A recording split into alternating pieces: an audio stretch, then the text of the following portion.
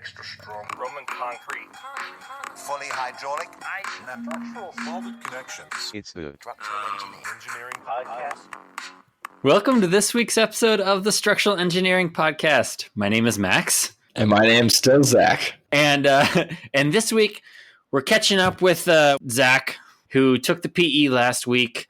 He's going to self-interview. We have a recap of the PE, and we have a recap of the history of the PE. We've never really talked about where the PE came from, how long it's been around, how many people have the PE license.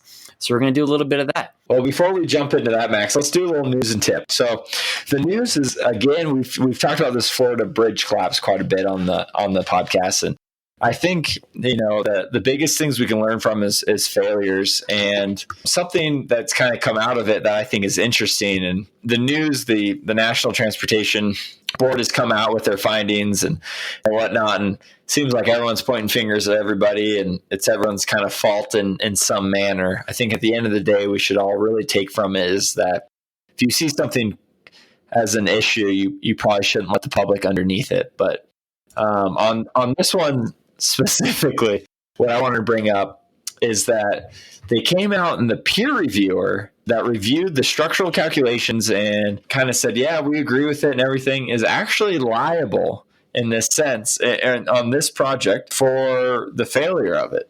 Really? Almost, again, the court of law will have to define how much liability, but they believe that the peer reviewer did not do an extensive enough job to say that the bridge worked. Now, the argument currently with this cold joint that should have been roughened, it wasn't roughened. So the engineer says if it was roughened correctly, it should have held its own, it should have been fine. The transportation board is saying even if you roughened it through design loads, it wouldn't have been good enough and something would have happened eventually. So it's an interesting debate. There's now another engineer on board that's helping, fight the side of the engineer of record and whatnot. But anyways, I think it's most interesting that you should really watch out what you peer review because you are still liable of that project if there is a catastrophic failure.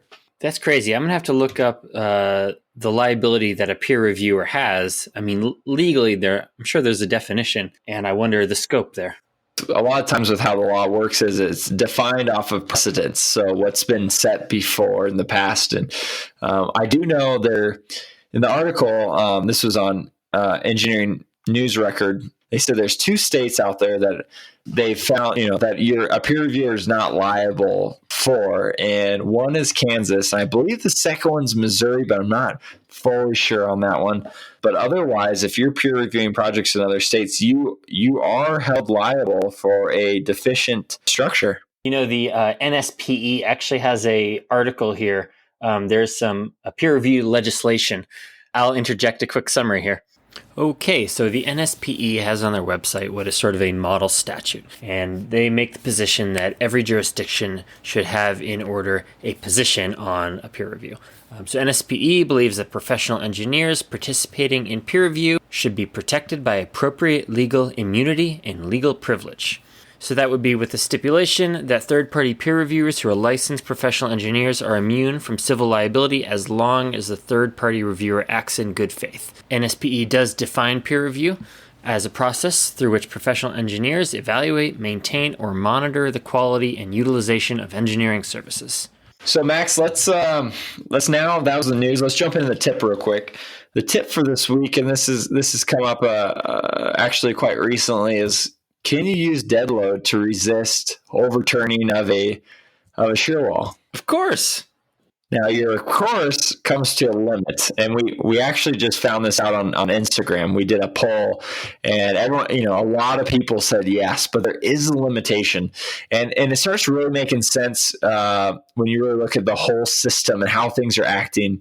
But you really should only be looking at overturning. Or looking at using dead load to resist overturning for rigid walls. If you have a flexible wall, something that's super long, kind of left up to the engineering judgment of what's flexible and rigid in this sense. I think there might be a definition out there that can help quantify this, but to an extent, I think engineers can quantify what's rigid and flexible. And which again, any of our listeners would like to let us know what their rule of thumb is, that would be pretty awesome. But if you have let's say 100-foot long shear wall, it's 12 feet tall. The dead load in the center of that wall, it would be pretty difficult to start resisting at the end of the walls. And you got to start looking at how does that load get transferred to resist it. And that's kind of the tip of this week. What do you think, Max?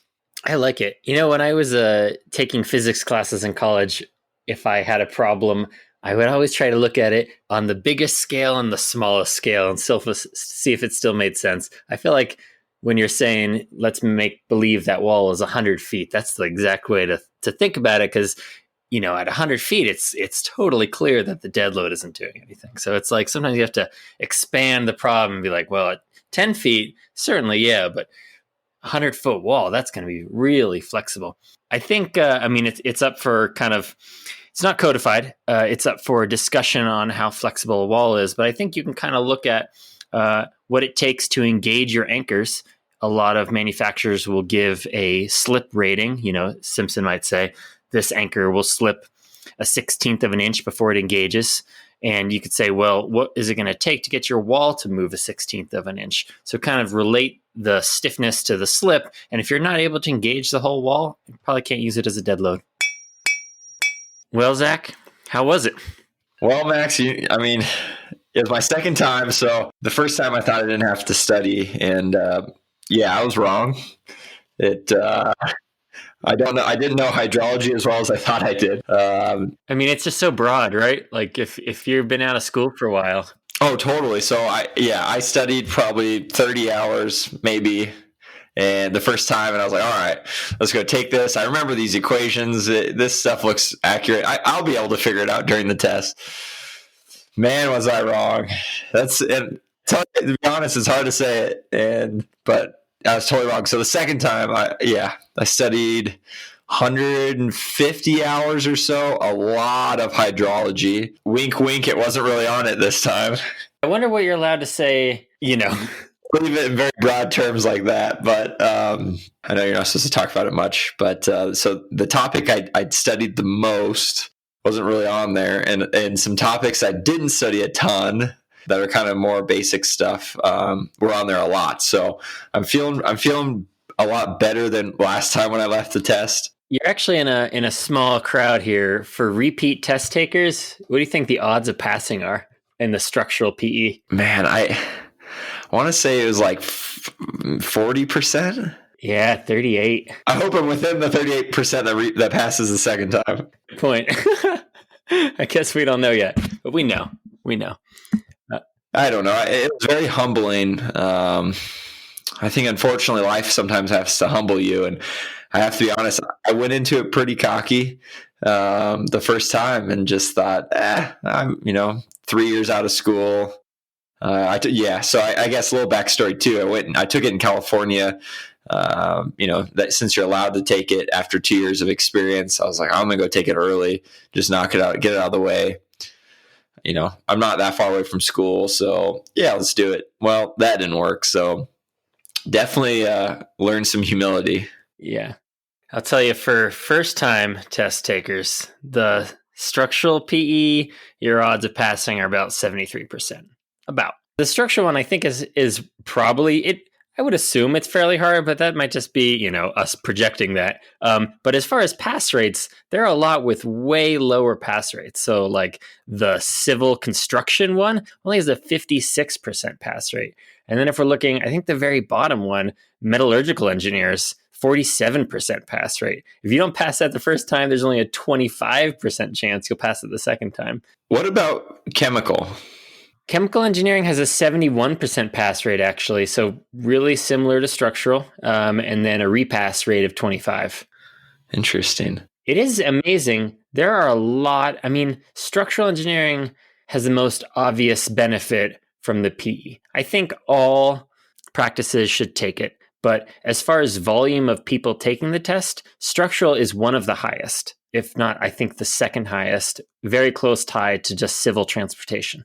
from what I've heard and I guess talked to with other consultants and friends I graduated with that were in different disciplines, other disciplines aren't really driven that much to get a PE license. In the mechanical world, there's not a lot of stuff that needs to be stamped. There definitely is if you go to like the HVAC mechanical systems or electrical systems for, buildings and whatnot. But, you get out of those realms to more of the kind of individual research and development type of jobs. It doesn't really seem like those jobs drive to have that professional license. I think technically you don't really need to stamp things unless there's a cause for human safety concern. But if you're looking at like the NSPE, National Society of Professional Engineering website, they're behind the PE all the way. That is their whole role, is to promote the PE. They want everyone to be licensed because to them, they advertise it. This tells the public that you have mastered the critical elements of the profession. Do you think that that is the case? Do you think that is the public perception? If that you say, I'm Zach Bowden PE, they say, you have mastered the art of your profession. Maybe not in those exact words, but I think it comes with the same backing of being a lawyer or a doctor, that you're certified in your profession, and that there's just another level of trust that is put upon you as a professional. Once you pass the exam and you get the license, you are the responsible person now. You're out of that training phase. You are responsible for human lives. You are. I guess I'm thinking, I don't know if the general public really feels that a license, I guess I don't, when I think of doctor, I'm not like, ooh, licensed, I'm like trained. And I think I go down the same path in my head for all of these professions. But a licensure is a good thing. There actually are a lot of challenges to licensure in general, not challenges to being licensed. There are those too. But I mean, people that don't want professions to be licensed necessarily. Have you heard of this? Yeah, actually, there's a city on the East Coast that I was reading about. I can't recall which city exactly off the top of my head, but there was people driving some legislation trying to make it so that you don't have to be a licensed engineer to perform engineering tasks and duties. I think that's a very, very difficult conversation that, to me, in my own opinion, I don't agree with. I think there might be some professions out there where you maybe don't necessarily, but to me, you want to have people that are driven, and go get their licensing and study and whatnot. Even if let's say that the test isn't, 100% pertinent to their discipline, right? The PE test I took was half general civil and half structural engineering. And I could have taken, the whole idea is you can take whatever test, but ethically you need to perform duties within your own discipline. So, that's kind of the trick around it. I guess if you're having issues with one, you could potentially go to another test. But then, ethically, should you perform the duties of that type of engineering if you can't pass the test for it? So specific to that industry. Yeah, absolutely. Well, I'll tell you the states right now that are sort of under attack from the NSPE website's sense of it. That's Hawaii, Illinois, Iowa, Massachusetts, Michigan, Nebraska, New Jersey, Oklahoma, Tennessee, and Washington all have active threats. Reading through, a lot of these feel pretty light. They're general threats to the idea of licensure. None of them are specifically targeting any engineers.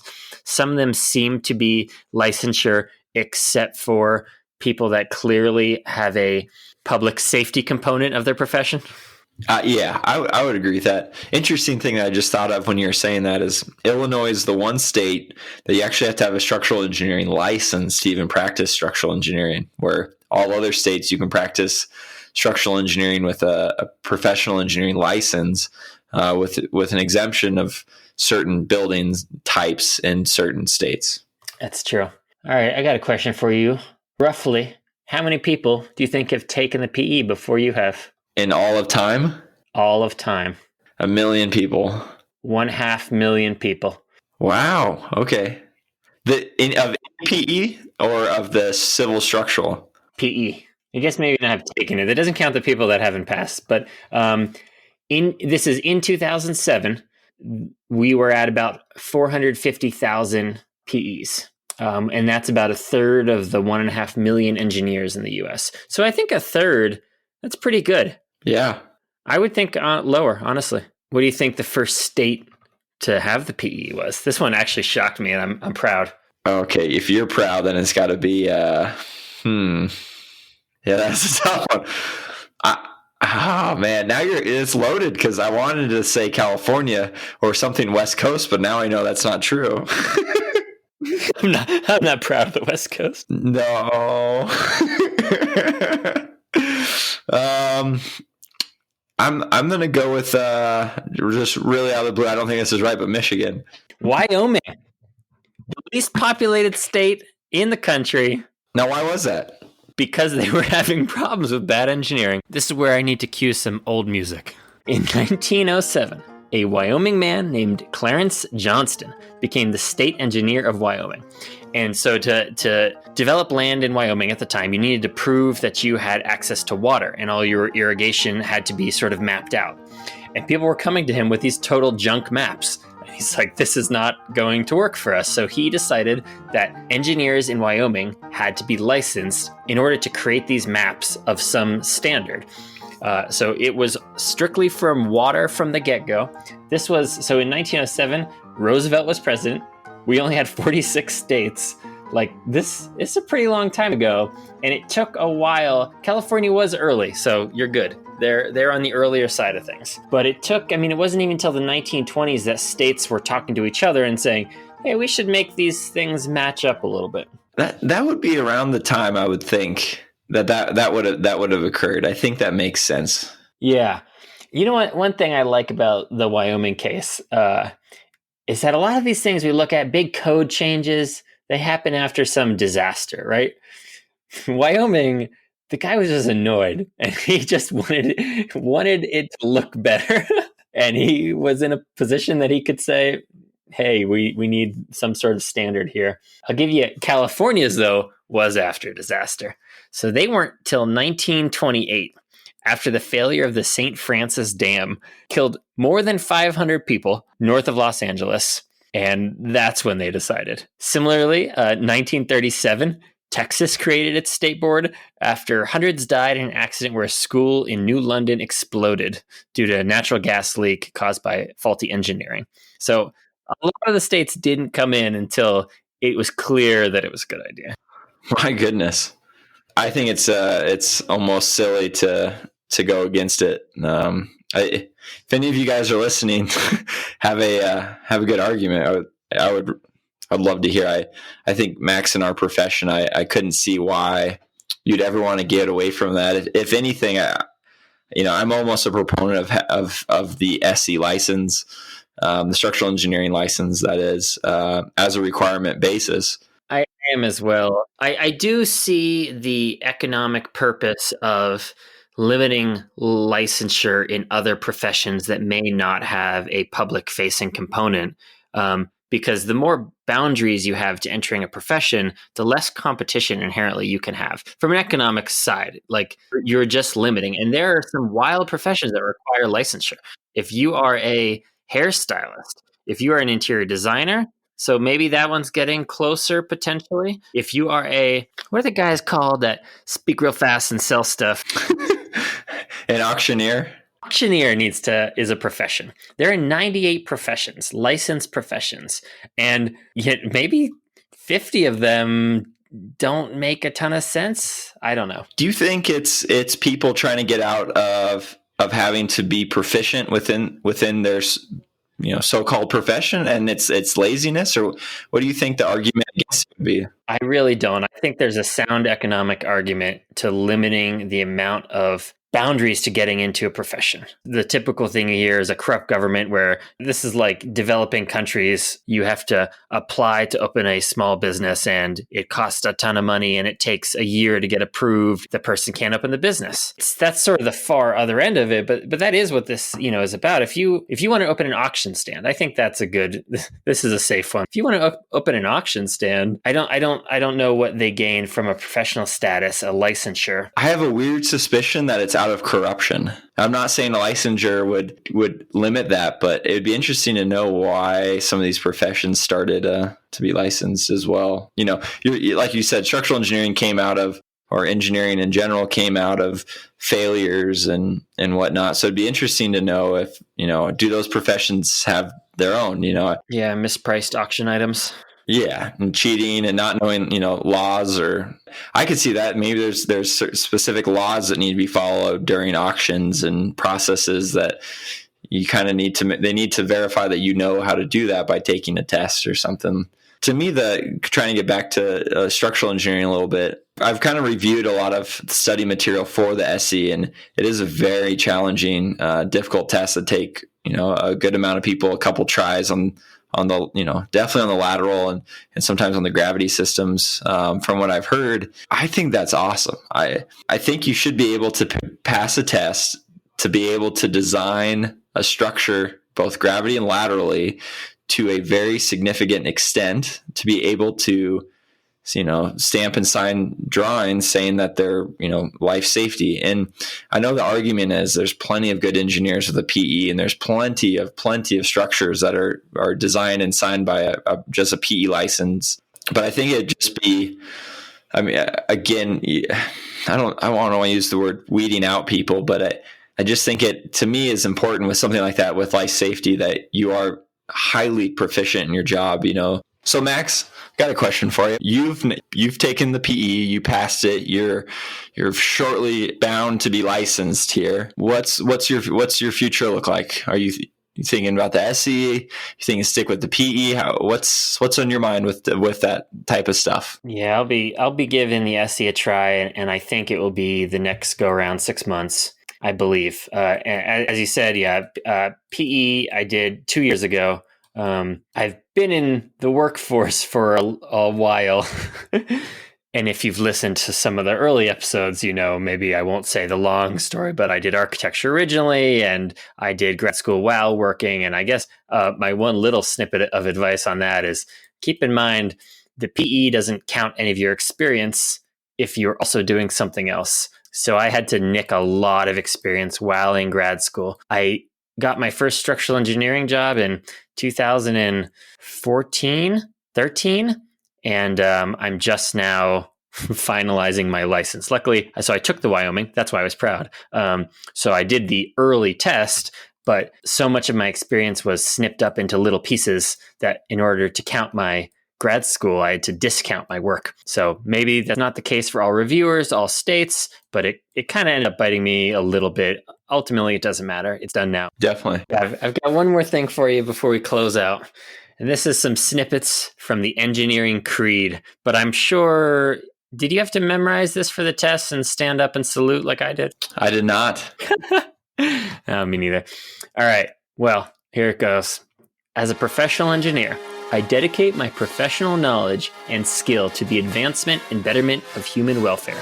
I pledge to give the utmost of performance, to participate in none but honest enterprise, to live and work according to the laws of man and the highest standard of professional conduct, and finally, to place service before profit, honor and standing of the profession before personal advantage, and public welfare above all other considerations. That's it. That's the PE Engineer's Creed. There's actually a really good one.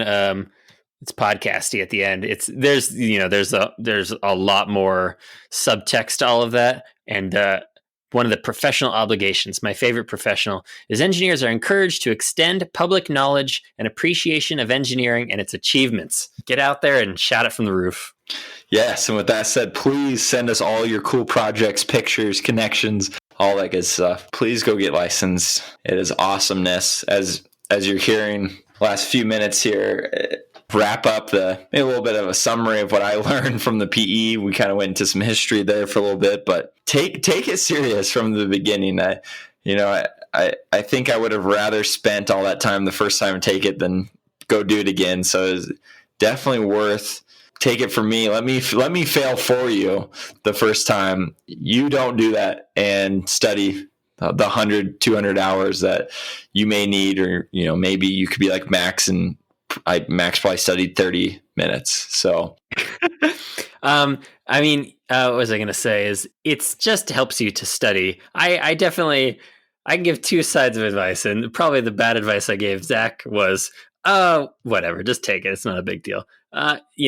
You just learn a lot more when you study. Put in the 100, 200 hours, you're going to come out of it better. It's not going to be wasted. So it's worthwhile. If you're feeling really good, sure, go for it. Just don't feel bad when you fail. Actually how I kind of found how to motivate myself was to challenge other people that I was going to be better at their discipline in the office. Went over to the true civil guys and was like, hey, I'm going to be better at hydrology and, water and all that good stuff. And they're like, oh, okay, whatever. But that, that's all that, they do that all day, every day. So obviously it would take a lot to get to that level, but it just drove me. I'm very competitive in nature. So that worked for me. I'm sure that wouldn't work for everybody, but definitely study, reach out to our awesome, awesome friend at the Hipster Engineer. If you haven't listened to that last episode, I think Josh had some wonderful advice, and I know he also just took a licensing exam, and I hope that we can have him on the show here shortly. I'd like to have some recaps when we know the results in 2 months. After you passed, could you have studied a little less? Are you still happy? Once it really settles in, well, all right. Hey guys, thanks for joining in with Max and I this week. I think it was a very humbling experience to take the PE a second time and to really learn a lot. So hopefully you guys enjoyed this episode. If you have any questions about this episode or structural engineering or really anything, career advice even, please reach out to Max and I. Our email address is down in the show notes. Reach out to us with really anything you have, Instagram, Facebook. We are on Twitter. We know that you guys are listening every week and not subscribing. So go subscribe, go share it to your friends. Let them have the knowledge that you are going to have from this episode and from our shows. I'm pretty sure we're not on Twitter. No, I started a Twitter account. Oh, cool. I'll tweet. That was it. Bye-bye.